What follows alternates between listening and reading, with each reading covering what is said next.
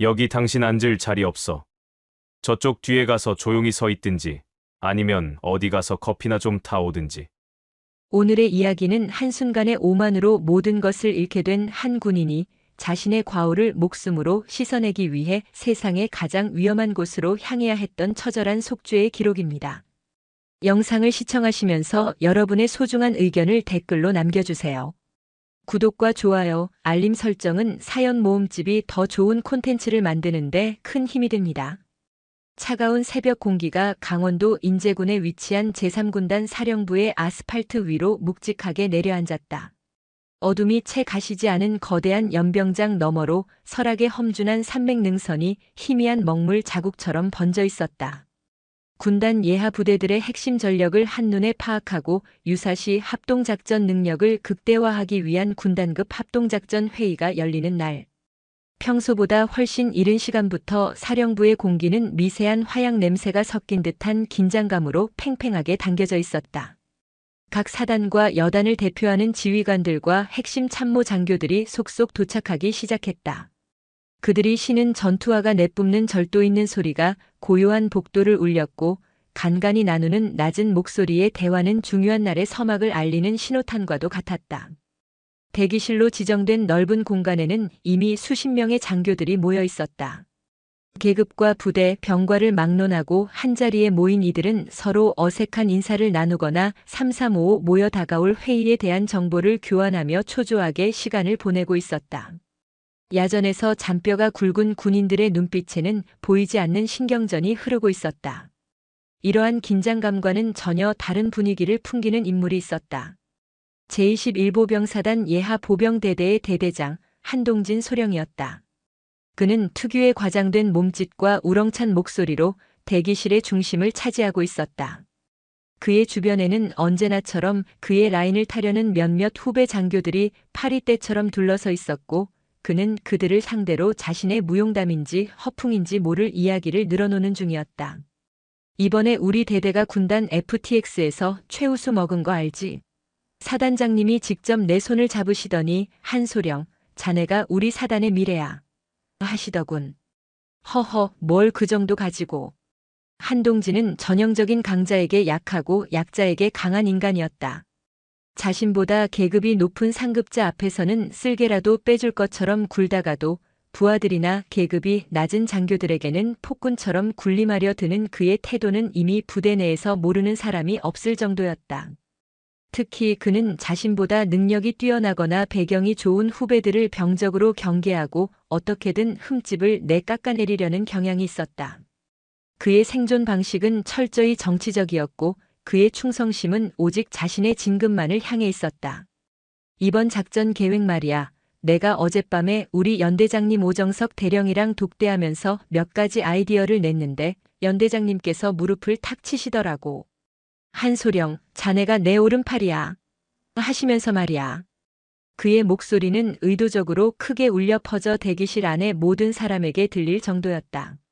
몇몇 장교들이 힐끗 그를 쳐다보았지만 대부분은 못 들은 척하며 자신들의 대화에 집중했다. 한동진의 이런 허풍은 하루 이틀 일이 아니었기에 다들 익숙하다는 표정이었다. 하지만 한동진은 그런 시선들을 자신에 대한 관심과 부러움으로 착각하는 듯 더욱 의기양양하게 떠들어댔다. 그의 눈은 끊임없이 대기실을 훑으며 새로운 먹잇감을 찾고 있었다. 자신의 권위를 과시하고 자신의 위치를 재확인할 수 있는 약해 보이는 상대. 먹잇감을 물색하는 하이에나의 눈빛이었다. 그때였다. 대기실 문이 조용히 열리고 한 명의 장교가 안으로 들어섰다. 빳빳하게 각이 잡힌 전투복 차림의 여군 장교였다. 그녀는 대기실 안의 소란스러운 분위기와는 어울리지 않게 침착하고 조용한 걸음걸이로 안으로 들어섰다. 처음 보는 얼굴이었다. 계급장은 전투복 옷깃에 가려 잘 보이지 않았지만 다부진 체격과 흔들림 없는 눈빛에서 오랜 군 생활의 연륜이 묻어나왔다. 그녀의 등장은 소란스럽던 대기실에 미묘한 파문을 일으켰다. 대부분의 장교들은 낯선 여군의 등장에 잠시 시선을 주었다가 이내 거두었지만 몇몇은 노골적인 호기심과 경계심이 뒤섞인 눈으로 그녀를 위아래로 훑어보았다. 이곳은 최전방을 책임지는 3군단의 핵심 작전 회의를 앞둔 대기실이었다. 여군, 특히 지휘관으로 보이는 여군이 참석하는 경우는 극히 드물었기 때문이다. 한동진의 눈이 번뜩였다. 그에게 그녀는 완벽한 먹잇감이었다. 낯선 얼굴, 게다가 여자. 자신의 권위와 남성성을 과시하기에 이보다 더 좋은 상대는 없었다. 그는 입가에 비열한 미소를 머금은 채 떠들던 이야기를 멈추고 그녀를 향해 몸을 돌렸다. 주변의 시선이 자신에게 쏠리는 것을 느끼자 그의 어깨는 더욱 으쓱해졌다. 어이 거기. 한동진의 목소리는 대기실의 모든 소음을 단숨에 잠재울 만큼 크고 위압적이었다. 여군 장교가 소리가 나는 쪽으로 고개를 돌렸다. 그녀의 표정에는 어떤 변화도 없었다. 그저 무심하게 한동진을 바라볼 뿐이었다. 한동진은 그녀의 그런 태연한 태도에 심기가 더욱 뒤틀렸다. 그는 성큼성큼 그녀에게 다가갔다. 그의 뒤를 따르던 몇몇 후배 장교들도 흥미로운 구경거리가 생겼다는 듯 키득거리며 뒤를 따랐다. 여기가 어디라고 함부로 들어와? 행정장교나 부관들은 들어오는 곳이 아닐 텐데. 여자들은 보통 상황실에서 커피나 나르지 않나? 한동진의 말은 명백한 조롱과 멸시를 담고 있었다. 대기실의 공기가 순간적으로 차갑게 얼어붙었다.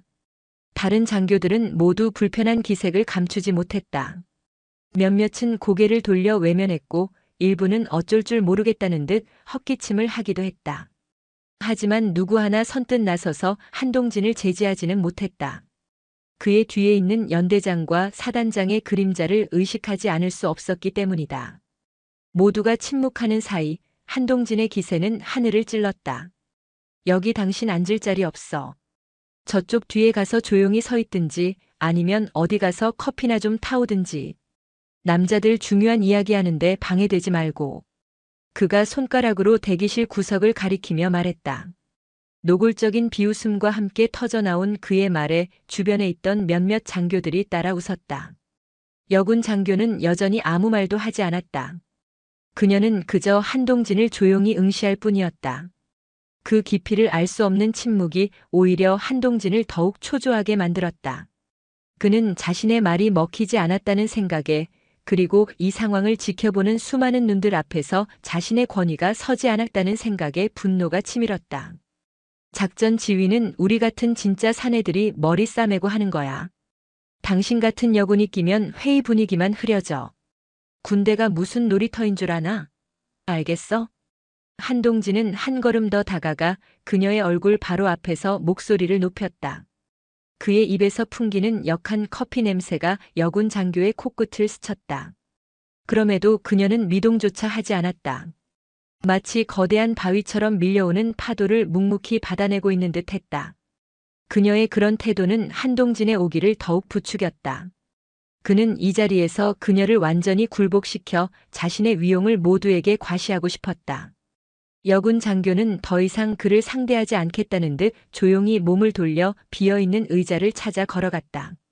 그녀가 자리에 앉으려는 순간 한동진이 재빨리 그녀의 앞을 가로막았다.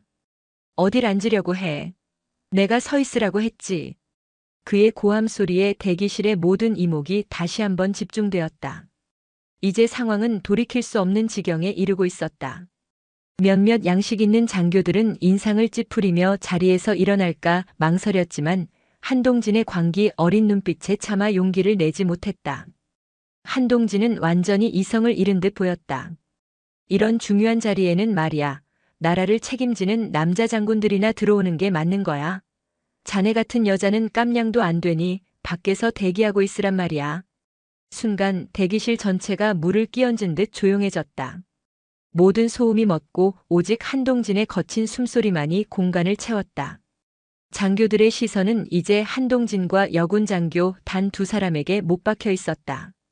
모두가 숨을 죽인 채 다음 순간을 기다렸다. 앞으로 벌어질 일이 결코 평범하지 않으리라는 것을 직감했기 때문이다.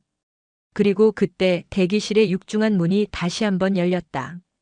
3군 단장과 참모장 그리고 각 예하 부대 사단장들이 모습을 드러냈다. 회의 시작을 알리는 것이었다. 장교들이 일제히 자리에서 일어나 부동자세로 경례를 했다. 충성.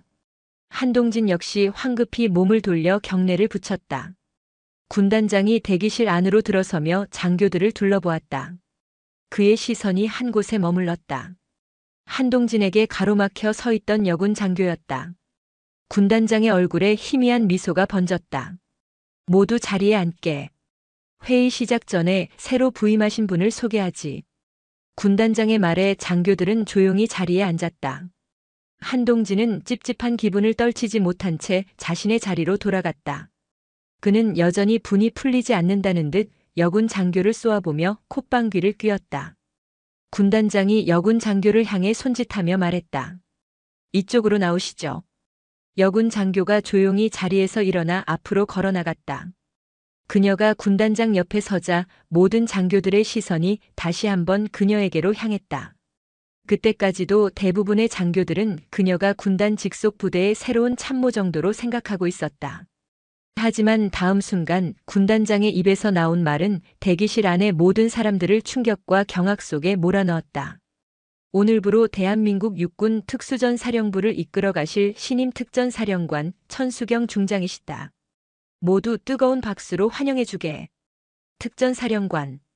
그 단어가 대기실 안을 거대한 망치처럼 내리쳤다.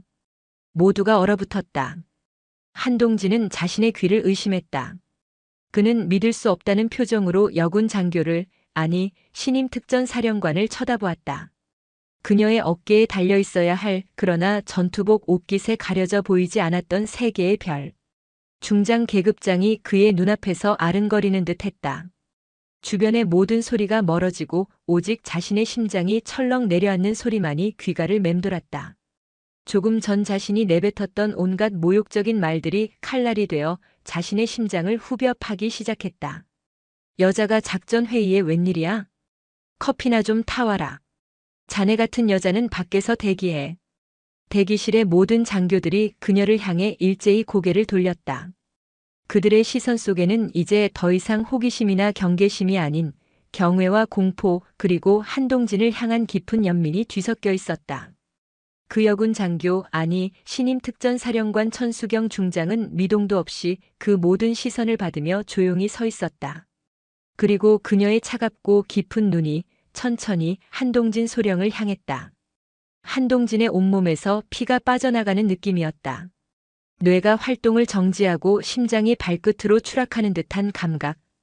방금 전까지 세상을 다 가진 듯 의기양양하게 떠들던 자신의 모습이 마치 다른 사람의 일처럼 아득하게 느껴졌다. 특전사령관. 그것도 신임 특전사령관. 육군 내에서도 가장 강력한 전투력을 보유하고 대통령의 절대적인 신임을 받는 핵심 지휘관. 그 자리에 그것도 여군이 임명되었다는 사실조차 믿기지 않았지만 그보다 더 끔찍한 것은 자신이 그 사령관에게 무슨 짓을 했는가 하는 것이었다. 자신이 내뱉었던 말들이 귀신처럼 귓가에서 울려 퍼졌다. 하나하나가 군법회의에 회부되어도 할 말이 없을 상관에 대한 모욕이자 명령 불복종이었다. 주변의 모든 것이 느린 화면처럼 보였다. 군단장의 소개가 끝나고 마지못해 터져나온 박수 소리가 마치 멀리서 들려오는 천둥 소리처럼 웅웅거렸다. 장교들은 모두 자리에서 일어나 신임 사령관을 향해 박수를 치고 있었지만 그들의 눈은 한동진에게서 떨어질 줄을 몰랐다. 어떤 이는 노골적인 조소를, 어떤 이는 안타깝다는 듯 혀를 차는 표정을, 또 다른 이는 꼴 좋다는 통쾌함이 어린 눈빛을 보내고 있었다. 한동진은 마치 발가벗겨진 채 광화문 광장 한가운데 서 있는 기분이었다. 수치심과 공포가 온몸을 휘감았다. 손바닥에서는 식은땀이 비오듯 쏟아졌고 등줄기를 타고 차가운 땀방울이 흘러내렸다. 뻣뻣하게 굳은 목을 간신히 돌려 신임 특전사령관 천수경 중장을 바라보았다. 그녀는 여전히 표정의 변화 없이 단상 위에 서 있었다. 수십 명의 장교들이 보내는 복잡한 시선과 어색한 박수 소리를 온몸으로 받으면서도 그녀는 깊은 산속의 고요한 호수처럼 흔들림이 없었다. 그녀의 시선은 더 이상 한동진에게 머물지 않았다. 마치 그 자리에 한동진이라는 인간은 존재하지 않는다는 듯 그녀는 대기실 전체를 천천히 그리고 차분하게 훑어보았다. 그 시선이 닿는 곳마다 장교들은 저도 모르게 자세를 바로 하고 마른 침을 삼켰다. 그녀의 눈빛에는 사람을 압도하는 무언가가 있었다. 오랜 시간 극한의 훈련과 실전을 거친 자만이 가질 수 있는 날카롭게 벼려진 강철과도 같은 기세였다. 박수 소리가 잦아들자 천수경 중장은 군단장을 향해 가볍게 목례를 한 뒤 장교들을 향해 돌아섰다. 그녀가 입을 열기 위해 숨을 들이쉬는 순간 대기실 안에는 숨막히는 정적이 흘렀다. 한동진은 저 입에서 자신의 이름이 나오는 순간 모든 것이 끝장이라고 생각했다. 특수전사령관 중장 천수경입니다.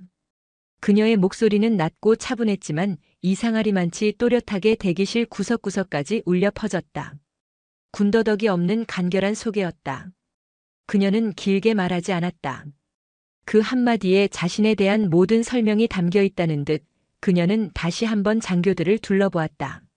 그녀의 시선은 더 이상 특정 개인을 향하지 않았다. 그것은 지휘관으로서 부대원 전체를 아우르는 시선이었다. 오늘 회의는 우리 군단의 미래, 나아가 조국의 생존이 걸린 중요한 논의의 장입니다. 사사로운 감정이나 개인적인 입장은 모두 이 문 밖에 내려놓고 오직 군인으로서의 책임과 사명감으로 임해주길 바랍니다. 그녀의 시선이 잠시 한동진이 앉은 쪽을 스쳐 지나갔다. 특히 계급과 성별, 출신에 대한 낡은 편견으로 전우의 눈을 가리는 어리석은 자가 있다면 저는 결코 용납하지 않을 것입니다. 그녀의 말은 특정인을 지목하지 않았지만 그 자리에 있는 모든 사람들은 그 말이 누구를 향한 것인지 명확하게 알고 있었다. 그것은 한동진의 심장을 향해 날아와 박힌 얼음 송곳과도 같았다. 직접적인 질책보다 더 무서운 공개적인 경고였다. 그녀는 한동진을 개인적으로 징벌하는 대신 그를 모든 장교들 앞에서 어리석음의 본보기로 만들어버린 것이다. 한동진은 차라리 자신의 멱살을 잡고 주먹을 날리는 것이 낫다고 생각했다. 이 조용하고 서늘한 방식의 처형은 그의 자존심을 산산조각 내고 있었다. 이상입니다. 회의에 집중합시다. 그 말을 끝으로 천수경 중장은 군단장이 안내하는 상석으로 가서 자리에 앉았다. 그녀의 행동에는 한치의 망설임이나 흐트러짐도 없었다. 마치 아무 일도 없었다는 듯 그녀는 자연스럽게 회의의 일부가 되었다.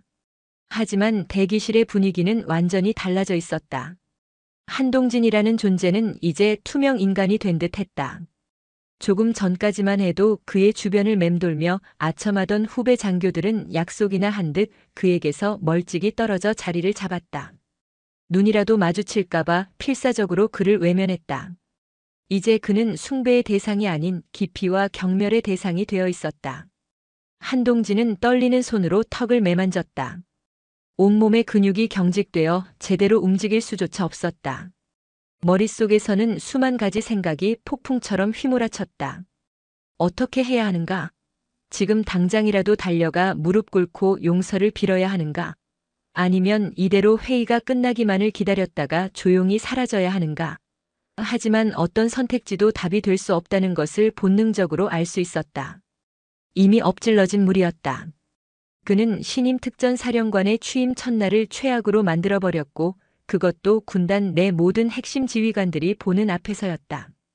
이것은 단순한 실수가 아니었다. 그의 군 생활 전체를 송두리째 뒤흔들 거대한 사건이었다. 회의가 시작되었다. 작전 참모의 브리핑이 이어졌지만 한동진의 귀에는 아무것도 들어오지 않았다. 스크린에 비친 작전 지도가 의미 없는 그림으로 보였고 복잡한 전술 용어들은 외계어처럼 낯설게 들렸다. 그의 모든 신경은 오직 상석에 앉아있는 천수경 중장에게로 향해 있었다. 그녀는 미동도 없이 스크린을 응시하며 가끔씩 수첩에 무언가를 기록했다. 그녀의 옆모습은 마치 정교하게 깎아놓은 조각상처럼 차갑고 단단해 보였다. 그녀는 한동진 쪽으로는 단 한 번도 시선을 주지 않았다. 그 완벽한 무관심이 한동진에게는 가장 큰 고문이었다. 차라리 분노에 찬 눈으로 쏘아보기라도 한다면 그것은 자신이라는 존재를 아직 인식하고 있다는 증거일 터였다. 하지만 지금 그녀의 태도는 한동진을 완벽하게 자신의 세상 밖으로 밀어낸 것처럼 보였다. 시간이 흐를수록 한동진의 불안감은 극에 달했다. 그는 자신이 앞으로 겪게 될 일들을 상상하기 시작했다. 가깝게는 이번 회의가 끝난 직후 불려가게 될 군단장실, 멀게는 징계위원회에 회부되어 불명예 전역을 하게 될 자신의 비참한 미래까지. 아내와 아이들의 얼굴이 떠올랐다. 평생을 군인으로 살아온 자신에게 군복을 벗는다는 것은 사형 선고나 다름없었다. 어떻게든 이 위기를 벗어나야 했다. 하지만 방법이 떠오르지 않았다. 그는 그저 사시나무 떨듯 떨며 이 지옥 같은 시간이 빨리 지나가기만을 바랄 뿐이었다. 그의 이마에서는 식은땀이 비오듯 흘러내려 전투복 옷깃을 축축하게 적시고 있었다. 길고 긴 회의가 끝나고 군단장이 종결을 선언했다. 장교들은 모두 자리에서 일어나 경례를 했고 상급 지휘관들이 먼저 회의장을 빠져나가기 시작했다. 한동진의 심장이 미친 듯이 뛰기 시작했다. 이제 심판의 시간이 다가오고 있었다. 그는 천수경 중장이 자신을 부르거나 혹은 헌병이 다가와 자신을 연행해 갈 것이라고 생각했다. 하지만 천 중장은 군단장, 참모장과 함께 간단히 이야기를 나누며 회의장을 나설 뿐 한동진에게는 눈길조차 주지 않았다. 마치 길가의 돌멩이를 보듯 그의 존재를 완전히 무시하는 태도였다. 차라리 화를 내고 질책을 하는 것이 나았다. 이 완벽한 무시는 한동진의 존재 자체를 부정하는 것과 같았다. 그는 자신이 저지른 죄의 대가를 어떻게 치러야 할지조차 가늠할 수 없는 안개 속에 갇힌 기분이었다. 다른 장교들이 힐끔힐끔 그를 쳐다보며 수군거리며 회의장을 빠져나갔다. 그들의 시선에는 동정심이라고는 찾아볼 수 없었다. 오직 비웃음과 경멸 그리고 자업자득이라는 냉소만이 가득했다. 한동진의 주변에 남아있던 마지막 온기마저 사라지고 그는 차가운 진공 속에 홀로 남겨졌다. 그는 멍하니 자리에서 있었다. 다리가 후들거려 제대로 걸을 수조차 없었다. 어떻게 부대로 복귀해야 할지, 부하들을 무슨 낯으로 봐야 할지 막막했다. 그의 머릿속은 하얗게 비어 있었다. 그때 누군가 그의 어깨를 툭 쳤다. 화들짝 놀라 돌아보니 그의 바로 위 상급자인 연대장 오정석 대령이 굳은 표정으로 서 있었다. 한동진이 평소 온갖 아양을 떨며 충성을 바치던 바로 그 사람이었다. 한소령. 오 대령의 목소리는 얼음장처럼 차가웠다. 평소 아우처럼 대하며 친근하게 굴던 모습은 온데간데 없었다. 자네 정말 큰 실수를 했어. 아니, 이건 실수가 아니야. 군인의 본분을 망각한 중대한 과오다. 연대장님, 그게 저는 정말 그분이 특전사령관님이신 줄은 꿈에도. 한동진은 필사적으로 변명하려 했지만 오대령은 그의 말을 가차없이 잘랐다. 상대의 계급을 몰랐다고 해서 무례가 용서되나? 계급을 떠나서 전우에게, 동료 장교에게 자네가 한 짓은 용납될 수 없는 일이야. 자네 하나 때문에 우리 연대 전체, 아니 우리 사단 전체가 똥물을 뒤집었었어. 군단장님 표정 봤나? 신임 사령관님 앞에서 우리 부대가 어떤 꼴로 비쳤겠나? 오 대령은 분노를 사기려는 듯 거친 숨을 몰아쉬었다. 그는 한동진을 한심하다는 듯 위아래로 훑어보았다. 이제 한동진은 그에게 더 이상 유용한 부하가 아니었다. 오히려 언제 터질지 모르는 시한폭탄이자 자신의 진급의 걸림돌이 될 암덩어리일 뿐이었다. 일단 부대로 복귀해. 그리고 근신하고 있어. 내 지시가 있을 때까지 어떤 외부 활동도 금지야. 알겠나? 그것은 명령이었다. 한동진은 아무런 대꾸도 하지 못하고 그저 고개를 숙일 뿐이었다. 오 대령은 경멸의 눈초리로 그를 한번 쏘아보고는 그대로 몸을 돌려가 버렸다. 한동진은 텅 빈 회의장에 홀로 남겨졌다. 사방의 벽이 자신을 향해 무너져 내리는 듯한 압박감에 숨쉬기조차 힘들었다. 그는 비틀거리는 걸음으로 회의장을 빠져나왔다. 복도를 걷는 내내 마주치는 모든 사람들이 자신을 비웃는 것 같았다. 그는 고개를 푹 숙인 채 누구와도 눈을 마주치지 않으려 애쓰며 주차장으로 향했다. 자신의 지프차에 올라타 시동을 걸었지만 차마 운전대를 잡을 용기가 나지 않았다. 손이 덜덜 떨려왔다. 그는 운전대에 머리를 박고 깊은 한숨을 내쉬었다. 이제 어떻게 되는 거지? 정말 이대로 끝인가? 그의 머릿속은 절망적인 생각들로 가득 찼다. 그는 눈을 감았다. 그러자 천수경 중장의 차갑고 깊은 눈동자가 눈앞에 떠올랐다. 그 눈은 그에게 어떤 분노나 경멸을 드러내지 않았다. 그저 깊이를 알 수 없는 심연처럼 고요할 뿐이었다. 그리고 그 고요함이 한동진에게는 세상 그 어떤 분노보다 더 큰 공포로 다가왔다. 부대로 복귀하는 길은 천근만근 무거웠다. 한동진은 넋이 나간 사람처럼 운전대를 잡고 있었다. 평소라면 부하 운전병에게 맡겼을 운전이었지만 지금은 누구와도 얼굴을 마주하고 싶지 않았다. 차창 밖으로 스쳐 지나가는 강원도의 늦가을 풍경은 아무런 의미 없이 흘러갔다. 그의 머릿속은 온통 회의장에서 있었던 일과 앞으로 닥쳐올 파국에 대한 공포로 가득 차 있었다.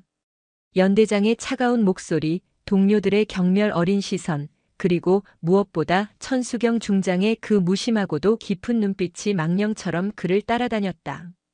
대대 정문에 다다르자 위병소 근무를 서던 초병이 능숙한 자세로 경례를 붙였다. 평소 같았으면 거만하게 손을 들어 답례를 했겠지만 오늘은 그럴 기력조차 없었다. 그는 기계적으로 경례를 받고는 대대 본청 앞에 차를 세웠다. 차에서 내리는 그의 다리는 여전히 후들거리고 있었다. 마치 큰 병을 앓고 난 사람처럼 온몸에 힘이 쭉 빠져 있었다.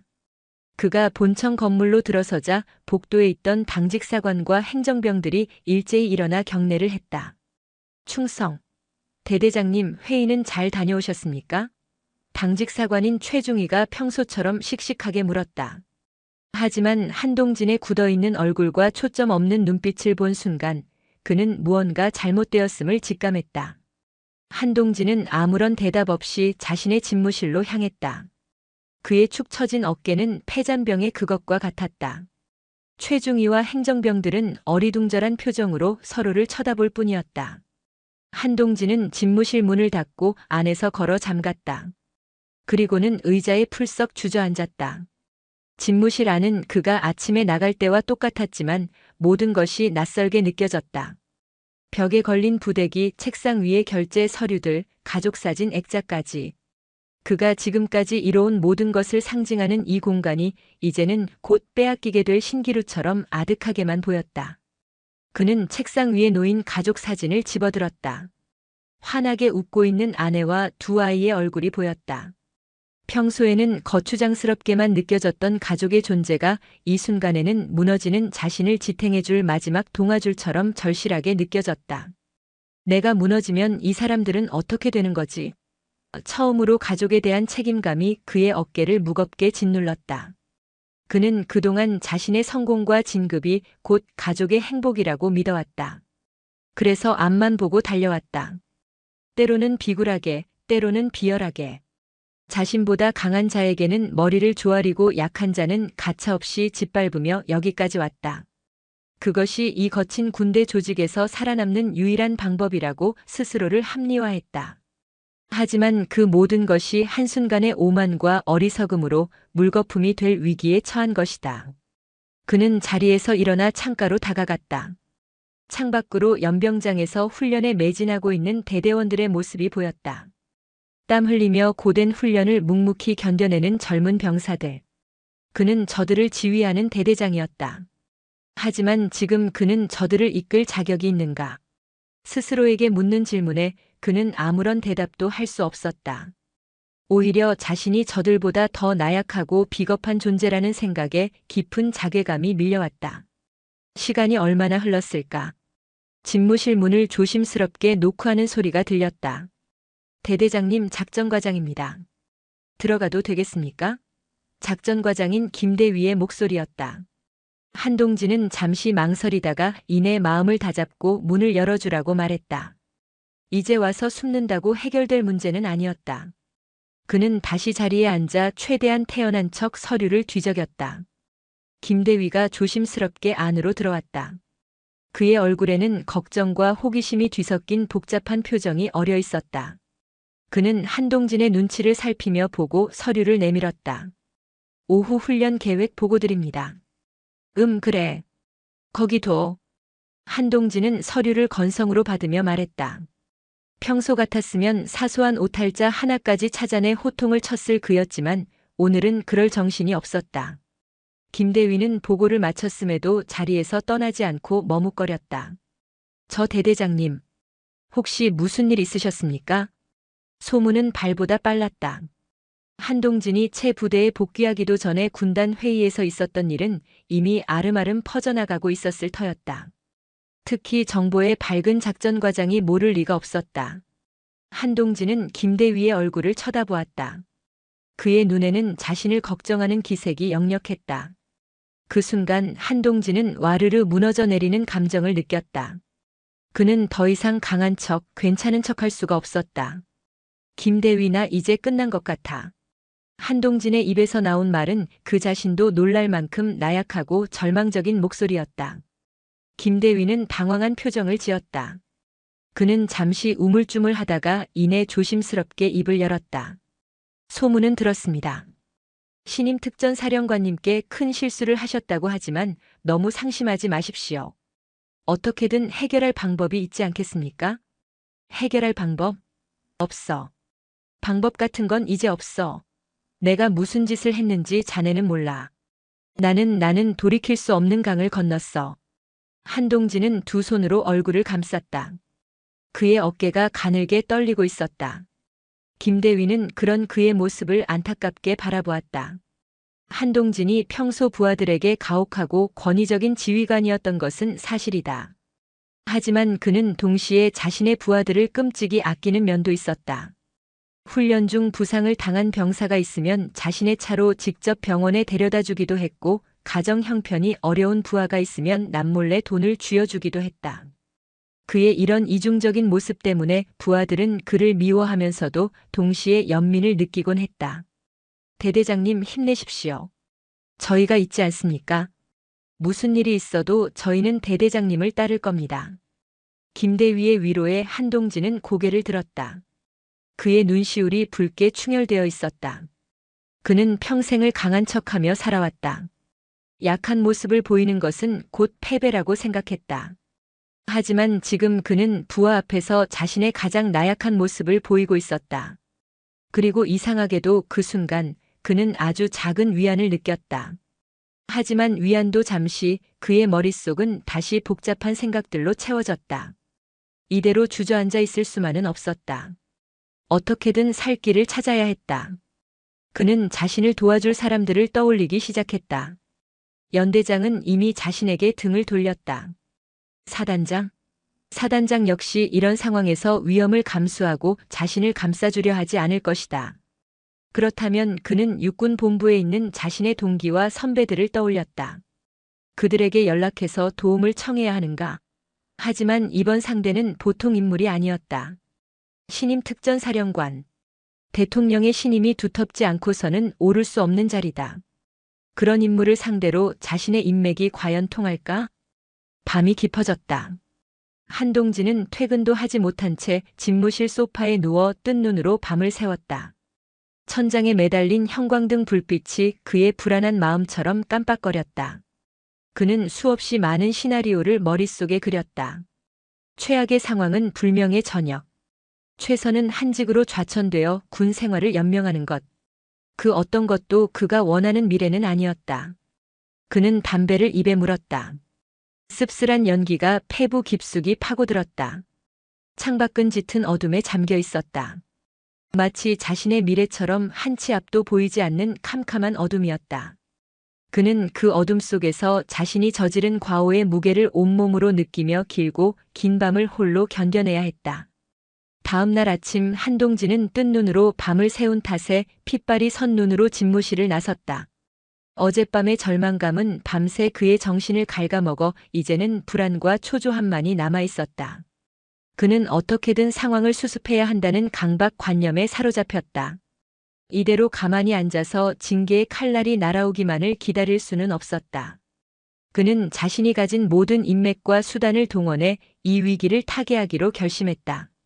그의 첫 번째 목표는 연대장 오정석 대령의 마음을 돌리는 것이었다. 비록 어제는 냉정하게 그를 내쳤지만 오랜 시간 상하 관계를 맺어온 정을 생각해서라도 일말의 동정심은 남아있을 것이라 기대했다. 그는 연대장 집무실로 향하기 전 자신의 관사에서 가장 좋은 양주를 챙겼다. 비굴했지만 어쩔 수 없었다.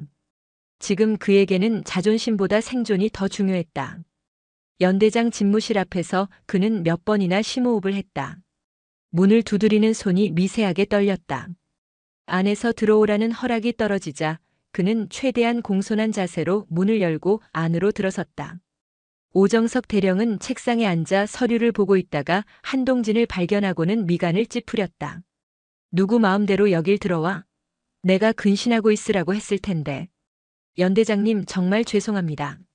하지만 이대로는 죽을 것 같아서 염치불구하고 찾아왔습니다.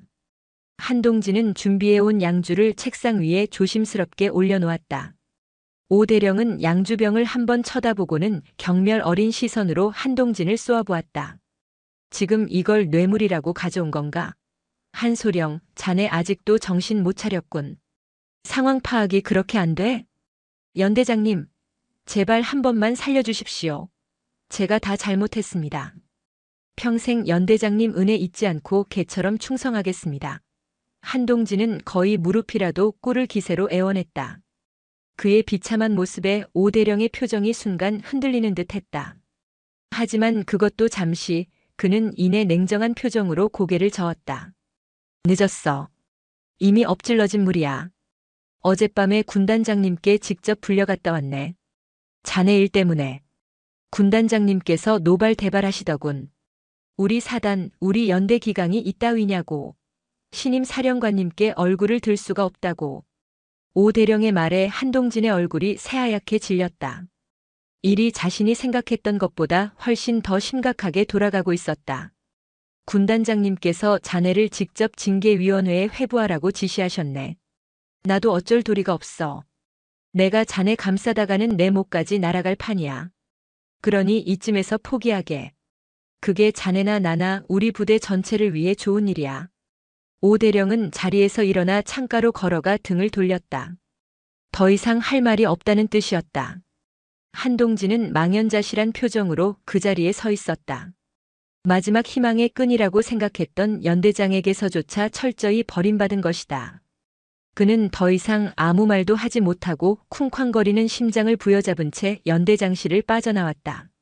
절망적인 상황이었지만 한동진은 포기하지 않았다. 그는 자신의 수첩을 뒤져 육군 본부에 근무하는 동기와 선배들의 연락처를 찾아 전화를 돌리기 시작했다. 첫 번째는 육군 본부 인사참모부에 근무하는 동기였다. 그는 자초지종을 설명하며 도움을 호소했다. 야, 한동진. 너 미쳤어? 누굴 건드렸다고?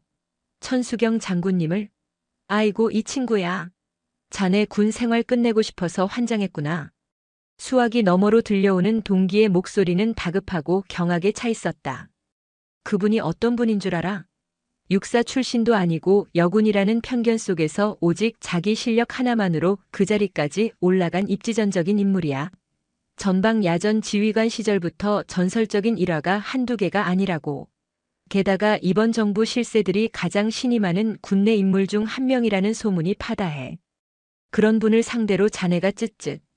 동기는 한숨을 쉬며 말을 이었다.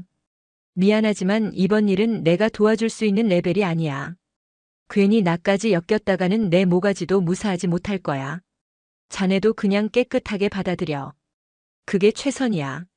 전화는 매정하게 끊겼다. 한동진은 허탈한 웃음을 지었다. 그는 다른 선배에게도 전화를 걸었지만 돌아오는 대답은 모두 비슷했다. 미안하다. 어쩔 수 없다. 몸 조심해라. 평소에는 형님, 아우하며 의리를 부르짖던 그들이었지만 정작 자신이 위기에 처하자 모두가 약속이나 한 듯 등을 돌렸다. 그는 군대라는 조직의 비정함과 인간관계의 허망함을 뼈저리게 느꼈다. 자신이 그토록 공들여 쌓아온 인맥이라는 것이 사실은 위기 앞에서 얼마나 쉽게 무너지는 모래성이었는지를 깨달았다. 오후가 되자 그의 대대장 직무는 정지되었고 대대 운영은 부대대장에게 임시 위임되었다. 그는 이제 자신의 부대에서조차 완벽한 이방인이 되어버렸다. 부하들은 그를 대놓고 피했고 마주치더라도 어색한 경례만 하고는 황급히 자리를 떴다. 그는 자신의 집무실에 홀로 앉아 텅 빈 책상을 바라보았다. 모든 것이 끝났다는 생각이 들었다. 그때 집무실 전화벨이 요란하게 울렸다. 한동진은 깜짝 놀라 수화기를 들었다. 한동진 소령인가? 수화기 너머로 들려오는 낮고 차분한 목소리. 그는 순간 자신의 귀를 의심했다. 그 목소리의 주인공은 바로 특전사령관 천수경 중장이었다. 네네. 중장님, 저 한동진 맞습니다. 한동진은 자기도 모르게 벌떡 일어나 부동자세로 수화기를 붙잡았다. 온몸에 피가 역류하는 듯한 긴장감이 그를 덮쳤다. 내일 오전에 내 집무실로 잠시 들리게 할 이야기가 있으니. 그녀의 목소리는 여전히 어떤 감정도 담겨 있지 않았다. 용건만 간단히 말하고는 그의 대답을 듣기도 전에 전화는 끊어졌다. 한동진은 멍하니 끊어진 수화기를 들고 서 있었다. 할 이야기? 도대체 무슨 이야기를 하려는 것일까? 자신을 불러 마지막으로 질책하고 징계를 통보하려는 것일까? 아니면 혹시라도 마지막 기회를 주려는 것일까? 그는 알 수 없었다. 하지만 한 가지 확실한 것은 내일 그의 운명이 결정된다는 것이었다. 그는 희망과 절망이 뒤섞인 복잡한 감정 속에서 내일 아침이 오기만을 초조하게 기다릴 수밖에 없었다. 다음 날 아침 한동진은 밤새 한숨도 자지 못한 채 퀭한 얼굴로 거울 앞에 섰다. 며칠 사이에 그는 몇 년은 늙어버린 듯 했다. 그는 가장 깨끗한 전투복을 골라 입고 몇 번이나 옷매무새를 가다듬었다. 마치 사형 집행을 기다리는 사형수처럼 그의 마음은 극도의 불안과 일말의 희망 사이를 끊임없이 오갔다. 경기도 이천에 위치한 특수전 사령부로 향하는 내내 그는 천수경 중장을 만나면 무슨 말을 해야 할지 수없이 되뇌었다. 무조건 잘못했다고 빌어야 할까? 아니면 구차한 변명이라도 늘어놓아야 할까? 하지만 어떤 말도 지금의 상황을 되돌릴 수는 없을 것 같았다. 운전병 없이 홀로 운전대를 잡은 그는 강원도의 험준한 산길을 벗어나 넓은 고속도로에 접어들자 더욱 큰 고독감에 휩싸였다. 익숙한 전방의 풍경이 사라지고 도시의 모습이 나타날수록 그는 마치 다른 세상으로 끌려가는 죄수처럼 느껴졌다. 특수전 사령부의 위병소는 다른 부대와는 비교할 수 없을 만큼 삼엄한 경계 태세를 유지하고 있었다. 검은 베레모를 쓴 헌병들의 눈빛은 날카롭게 빛나고 있었고 사령부 전체에 흐르는 공기는 팽팽한 긴장감으로 가득했다. 한동진은 신분을 확인받고 나서야 안으로 들어설 수 있었다. 일반 보병 부대와는 다른 정예부대 특유의 차갑고 날선 분위기가 그의 피부를 찔렀다. 사령관 집무실이 있는 본관 건물은 그 위용만으로도 사람을 압도했다. 그는 마치 죄인처럼 고개를 숙인 채 안내 장교를 따라 복도를 걸었다. 복도에서 마주치는 모든 특전사 요원들의 시선이 자신에게 꽂히는 것 같았다. 그들의 눈에는 신임 사령관에게 찍힌 문제아 장교라는 딱지가 붙어 있는 것 같아 얼굴이 화끈거렸다. 사령관 집무실 문 앞에 이르자 안내 장교는 가볍게 노크를 하고는 문을 열어주었다. 들어가십시오. 한동진은 마른 침을 삼키고 안으로 들어섰다. 집무실은 생각보다 넓고 간결했다. 화려한 장식 하나 없이 오직 대형 작전 지도와 몇 개의 책장, 그리고 집무용 책상만이 놓여 있었다.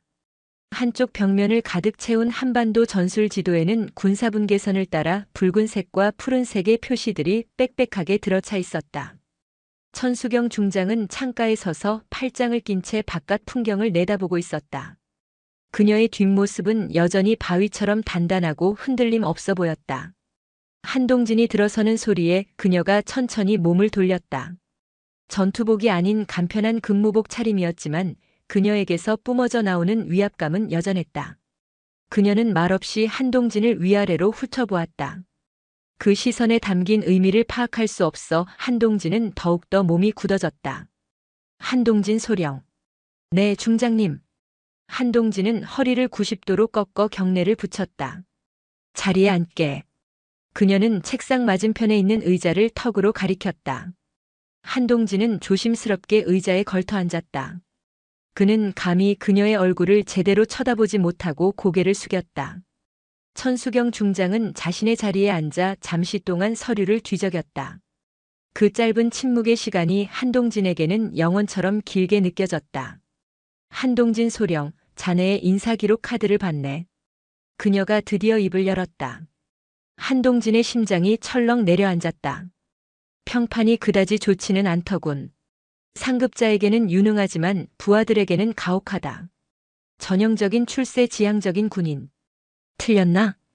그녀의 목소리는 담담했지만 그 내용은 한동진의 폐부를 찌르는 비수와도 같았다. 죄송합니다. 한동진은 그 말 외에는 아무것도 할 수 없었다. 내가 자네를 왜 불렀는지 아나? 징계를 받기 위해 왔습니다. 그의 목소리는 기어들어가고 있었다. 천수경 중장은 희미하게 웃는 듯 많은 듯한 표정을 지었다. 징계. 물론 자네는 징계를 받아 마땅하지. 군법회의의 회부에서 그 군복을 벗기는 것도 어려운 일이 아니야. 내가 마음만 먹으면. 그녀의 말에 한동진의 얼굴이 사색이 되었다.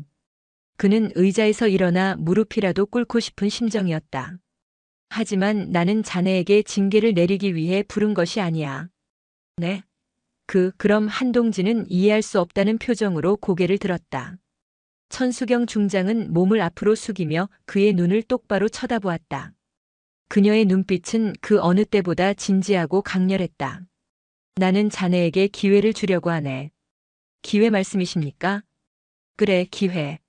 자네가 저지른 과오를 만회하고 진정한 군인으로 다시 태어날 수 있는 마지막 기회.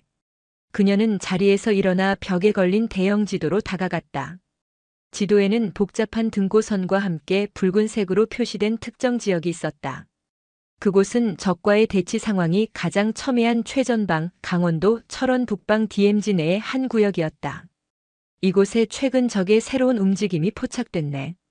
아직 정확한 의도는 파악되지 않았지만 심상치 않은 징후들이 계속해서 보고되고 있어. 정규 수색 부대로는 접근이 제한되는 매우 위험한 지역이지.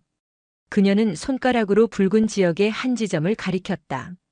나는 이곳에 소수 정예의 특임대를 침투시켜 적의 의도를 파악하고 필요하다면 적의 핵심 시설을 타격하는 작전을 구상하고 있네. 극도의 위험이 따르는 말 그대로 목숨을 내놓아야 하는 작전이야. 그녀는 다시 한동진을 향해 돌아섰다. 한동진 소령. 내가 자네에게 이 특임대의 지휘를 맡기려고 하네. 한동진은 자신의 귀를 의심했다. 징계 대신 군에서 가장 위험하고 중요한 작전의 지휘를 맡기겠다니. 도저히 이해할 수 없는 처사였다. 중장님, 어째서 저는 중장님께 씻을 수 없는 죄를 지은 죄인입니다. 저 같은 놈에게 어떻게 이런 중책을. 죄를 지었으니 그 죄를 씻을 기회를 주는 것뿐이야. 천수경 중장은 차갑게 말했다. 나는 자네의 오만하고 뒤틀린 성품은 경멸하지만 자네의 능력까지 부정하지는 않네. 인사 기록을 보니 자네는 분명 유능한 지휘관이야. 탁월한 작전 수행 능력을 가졌고 부하들을 휘어잡는 카리스마도 있지. 다만 그 능력을 잘못된 방향으로 사용해왔을 뿐이야. 그녀는 다시 한동진에게 다가와 그의 눈을 응시했다. 이번 작전은 실패하면 모두가 죽는 작전이다. 성공한다 해도 살아 돌아온다는 보장은 없어. 하지만 만약 자네가 이 작전을 성공적으로 이끌고 살아 돌아온다면 나는 자네의 지난 과오를 모두 묻어주겠네. 그리고 자네가 진정한 군인으로 다시 설 수 있도록 내가 도와주지. 그녀의 목소리가 한층 더 낮아졌다. 하지만 거부하거나 작전을 실패한다면 그땐 나도 자네를 구제해줄 방법이 없어. 군법회의가 아니라 아마 의문사로 처리될 수도 있겠지. 조용한 곳에서. 그것은 선택권을 주는 것처럼 보였지만 사실상 선택의 여지가 없는 협박에 가까운 제안이었다. 편안한 군 생활을 보장받는 대신 불명예스럽게 전역당하고 사회적으로 매장되느냐, 아니면 목숨을 걸고 명예를 회복할 마지막 기회를 잡느냐. 한동진은 잠시 동안 깊은 생각에 잠겼다. 그의 머릿속으로 수많은 생각이 스쳐 지나갔다. 가족의 얼굴, 자신의 망가진 자존심, 그리고 군인으로서의 마지막 명예. 그는 이대로 비참하게 무너질 수 없다고 생각했다. 군인으로 살아왔으니 군인답게 끝을 맺어야 했다. 설령 그 끝이 죽음이라 할지라도. 그는 자리에서 일어나 허리를 펴고 천수경 중장을 향해 조금의 망설임도 없는 목소리로 말했다. 명령 받들겠습니다. 중장님께서 주신 마지막 기회, 제 목숨을 걸고 완수하겠습니다. 그의 눈에는 더 이상 비굴함이나 두려움이 아닌 비장한 결의가 서려 있었다. 천수경 중장은 그의 대답을 예상했다는 듯 희미한 미소를 지었다. 그녀는 그가 어떤 선택을 할지 이미 알고 있었던 것이다. 그녀는 한동진에게서 단순한 출세욕이 아닌 군인으로서의 마지막 자존심과 잠재력을 보았던 것이다. 좋다. 지금 이 순간부터 육군 소령 한동진은 공식적으로 존재하지 않는다. 자네는 이제부터 고스트 작전의 팀장이다. 세부 계획은 곧 전달될 거야. 밖에서 대기하고 있도록. 이제 한동진의 운명은 그 자신의 손에 달리게 되었다. 그는 지옥의 문턱에서 다시 한번 기회를 얻었다. 그리고 그 기회의 대가는 그의 목숨이었다. 그날 이후 한동진 소령이라는 이름은 군의 공식 기록에서 증발했다. 그는 강원도 태백 산맥 깊숙한 곳, 지도에도 나오지 않는 제707 특수임무단의 비밀 훈련 캠프로 옮겨졌다. 그곳에서 그는 자신이 지휘해야 할 6명의 팀원들과 마주했다. 살아있는 전설로 불리는 부지휘관 박무열 원사를 필두로 각 분야의 최고 전문가들로 구성된 팀. 그들은 한동진을 지휘관으로 인정하지 않았다. 그들의 눈에는 경멸과 불신, 그리고 자신들의 목숨을 저런 낙하산에게 맡겨야 한다는 분노가 서려 있었다. 첫 만남에서 박무열 원사가 대놓고 물었다. 사령관님께 밉보여 좌천된 분을 따라 우리 목숨을 걸 수는 없습니다. 저희를 납득시켜 주십시오. 예전에 한동진이었다면 계급으로 짓눌렀을 그 말에 그는 그저 담담히 답했다. 자네들의 불신은 당연하다. 나를 믿으라고 말하지 않겠다. 다만 내가 죽어야 자네들이 살 수 있는 상황이 온다면 나는 1초도 망설이지 않을 것이다. 그것으로 답을 대신하지. 지옥 훈련의 목표는 명확했다.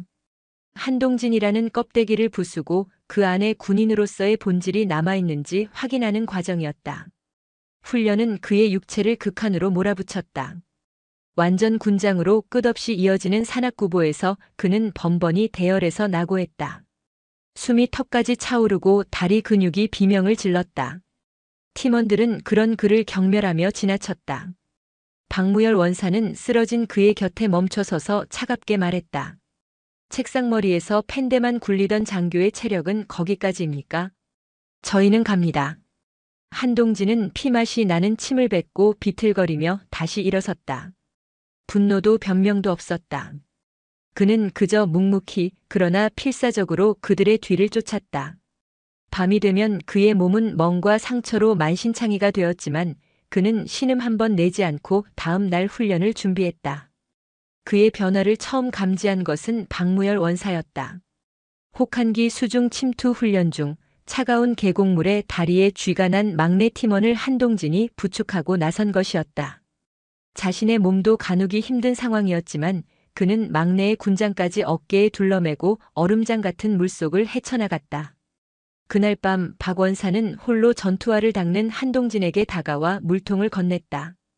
둘 사이엔 말이 없었지만 얼어붙었던 불신의 벽에 아주 작은 균열이 생기고 있었다. 그는 전술적으로 완벽한 지휘관이 되어갔다. 야전 경험은 부족했지만 그의 탁월한 작전 분석 능력과 상황 판단력은 실전 경험으로 다져진 팀원들의 허를 찔렀다. 그는 더 이상 권위로 명령하지 않았다. 그는 팀원들의 의견을 경청하고 가장 합리적인 결정을 내렸다. 적대감으로 가득 찼던 팀은 점차 하나의 유기체처럼 움직이기 시작했다. 그들은 한동진의 전투 기술을 신뢰하지는 않았지만 그의 판단과 결의는 신뢰하게 되었다. 그는 팀의 가장 약한 골이었지만 동시에 팀의 구심점이 되어가고 있었다. 마침내 작전의 날이 밝았다. 천수경 중장은 마지막 브리핑을 위해 헬기를 타고 직접 캠프를 찾았다. 그녀는 헬쑥해졌지만 눈빛만은 강철처럼 단단해진 한동진을 잠시 말없이 바라보았다. 살아 돌아오라는 말은 하지 않겠다. 임무를 완수하라는 말만 하지. 그것이 그녀가 건넨 유일한 격려였다. 그날 밤 칠흑 같은 어둠을 뚫고 특임대는 DMZ에 침투했다. 그들의 움직임은 수십 년간 죽음의 땅이었던 비무장지대를 떠도는 망령과도 같았다. 한 걸음 한 걸음이 지뢰와 적의 감시라는 죽음의 경계선을 넘나드는 살얼음판이었지만 한동진의 냉철한 지휘와 박무열 원사의 노련한 감각 아래 그들은 마침내 목표 지점인 지하시설에 도달했다. 젠장. 발각됐다. 시설 내부로 진입하던 중 예상치 못한 적의 순찰조와 마주치며 교전이 시작되었다. 경보음이 찢어질 듯 울려 퍼지고 복도 양쪽에서 쏟아져 나오는 적병들로 순식간에 지하 벙커는 아수라장으로 변했다. 박원사, 팀원들과 함께 후방을 막아라. 내가 통제실로 간다. 지휘관님, 위험합니다. 이건 명령이다. 반드시 살아남아라. 한동진은 남은 대원 2명을 이끌고 총탄이 빗발치는 복도를 뚫고 중앙통제실을 향해 달렸다. 그의 등 뒤로 박무열 원사와 팀원들의 처절한 총성이 울려 퍼졌다. 두꺼운 철문을 폭파하고 통제실로 진입한 순간 한동진은 거대한 작전 상황판 앞에서 얼어붙었다. 그곳에는 수도권을 비롯한 주요 도시들을 향해 조준된 신형 ICBM의 발사 시퀀스가 떠 있었다. 그리고 그 옆에는 붉은색 카운트다운이 냉혹하게 흐르고 있었다. 모든 것이 기만이었다. 이것은 전면전을 위한 선제 타격 계획이었던 것이다. 데이터 전송 시작해. 당장. 하지만 그때 통제실의 두꺼운 강철문이 닫히며 퇴로가 완전히 차단되었다. 그들은 도간에 든 쥐가 되었다. 지휘관님, 데이터 양이 너무 많습니다. 전송에 최소 8분은 필요합니다. 문을 부수려고 합니다. 버틸 수 없습니다. 절망적인 상황. 한동진은 결심했다. 그는 통신병인 이병장의 어깨를 잡았다. 저쪽 환풍구 보이나? 저기로 탈출해. 김중사 이병장을 엄호하고 자폭 장치를 설치해. 지휘관님은 어쩌시고요? 같이 가셔야 합니다. 닥쳐. 이건 마지막 명령이다. 한동진의 목소리는 찢어질 듯 갈라졌다. 나는 여기서 시간을 벌겠다. 너희는 살아남아서 이 모든 것을 증명해야 해. 가서 박원사에게 전해. 고마웠다고. 그는 두 대원을 거의 떠밀다시피 환풍구로 보낸 뒤 통제실의 중기관총을 문 쪽으로 돌려 거치했다. 그리고 가슴 주머니에서 비상통신 장치를 꺼내 버튼을 눌렀다. 여기는 알파팀. 사령부 응답하라. 지직거리는 소음과 함께 그의 목소리가 특전사령부 지휘통제실에 울려 퍼졌다. 밤새 뜬 눈으로 상황을 지켜보던 천수경 중장이 마이크를 잡았다. 말하라 한소령. 중장님, 적의 선제 핵공격 계획입니다. 발사까지 7분 남았습니다. 데이터 전송 중이니 반드시 수신하셔야 합니다. 다급한 목소리와 함께 모니터에 엄청난 양의 데이터가 쏟아져 들어왔다. 통신 너머로 문을 부수는 굉음과 격렬한 총성이 들려왔다. 한소령, 버티게. 어떻게든. 중장님. 한동진이 그녀의 말을 끊었다. 그의 목소리는 이상하게도 차분했다. 마지막 기회를 주셔서 감사합니다. 덕분에 비겁자가 아닌 군인으로 죽을 수 있게 되었습니다. 그는 잠시 숨을 골랐다. 부탁이 있습니다. 제 아내와 아이들에게 미안하다고 전해 주십시오. 그리고 남은 제 부하들을 부탁드립니다. 쾅! 하는 굉음과 함께 통제실 문이 마침내 부서져 내렸다. 어둠 속에서 수많은 적병들이 총구를 겨누며 쏟아져 들어왔다. 대한민국 육군 만세! 한동진은 절규하며 중기관총의 방아쇠를 당겼다. 통신기는 터져나가는 총성과 그의 마지막 포효로 가득 찼다. 천수경 중장은 자신의 이름을 부르짖는 그의 마지막 외침을 들었다. 그리고 그 순간 지지직 마이너스 하는 굉음과 함께 모든 소리가 끊겼다. 특전사령부 지휘통제실은 죽음 같은 침묵에 잠겼다. 거대한 중앙 스크린에는 데이터 전송 완료라는 선명한 녹색 문구가 떠 있었다. 그 아래로 서울을 향한 적의 미사일 궤적과 지하시설의 내부 설계도가 참혹할 정도로 상세하게 펼쳐졌다. 막을 내린 참극의 증거였다. 천수경 중장은 미동도 없이 스크린을 응시했다. 지도 위에 깜빡이다 사라진 알파팀의 마지막 신호를. 그녀의 얼굴에서 감정이라고는 찾아볼 수 없었지만 꽉 담은 입술이 미세하게 떨리고 있었다. 모두가 숨을 죽인 채 그녀의 다음 말을 기다렸다. 그녀는 천천히 몸을 돌려 작전 통제관을 바라보았다. 그녀의 눈에서는 뜨거운 눈물 한 줄기가 흘러내리고 있었지만 목소리는 얼음보다 차갑고 강철보다 단단했다. 합참의장과 국가안보실장, 대통령께 직통 연결해. 1분 내로. 그녀는 말을 잇지 못하고 잠시 숨을 골랐다. 그리고 지휘통제실 전체를 울리는 목소리로 마지막 명령을 내렸다. 대한민국 전군의 진돗개 하나를 발령한다. 지금 즉시. 차가운 침묵 속에서 한때 가장 부끄러웠던 군인의 이름은 그렇게 조국을 구한 불멸의 방패가 되어 영원히 새겨졌다. 그의 빚은 모두 청산되었다.